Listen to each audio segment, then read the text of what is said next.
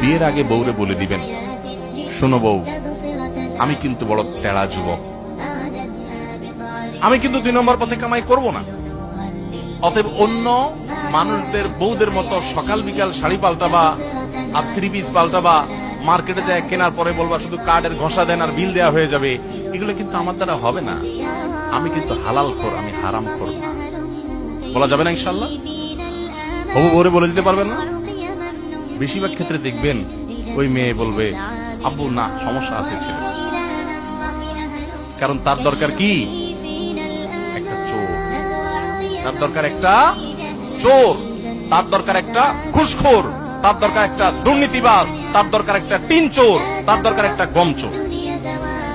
সে সৎ মানুষ পছন্দ, আপনি সাথে সাথে সেজদা পড়ে যাবেন, যাক একটা চোর প্রিয় মানুষ থেকে আল্লাহ আমাকে মুক্তি দিছে। একটা সৎ মানুষ খুঁজবেন, চেষ্টা করে যাবেন ইনশাআল্লাহ। অসৎ হওয়ার জন্য যোগ্যতা লাগে না, অসৎ হওয়ার জন্য যোগ্যতা, চোর হওয়ার জন্য যোগ্যতা লাগে না, সৎ হওয়ার জন্য যোগ্যতা লাগে। সৎ হওয়ার জন্য মেরুদণ্ড শক্ত থাকতে হয়, হিম্মত থাকতে হয়, সৎসাহস থাকতে হয়। বাবাকে বলতে হয়, বাবা আমি চুরি করব না। তুমি অসন্তুষ্ট থাকতে পারো, বাবা আমি 2 নম্বর জিনিস তোমাকে খাওয়াবো না। আমাকে অন্যদের উদাহরণ দিবা না, আমাকে সৎ মানুষের উদাহরণ দাও। যুবকরা বলা যাবে না বাবাকে ইনশাআল্লাহ? বেয়াদবি করা ছাড়া সুন্দরভাবে বলা যাবে না। আল্লাহ আমাদের সবাইকে তৌফিক দান।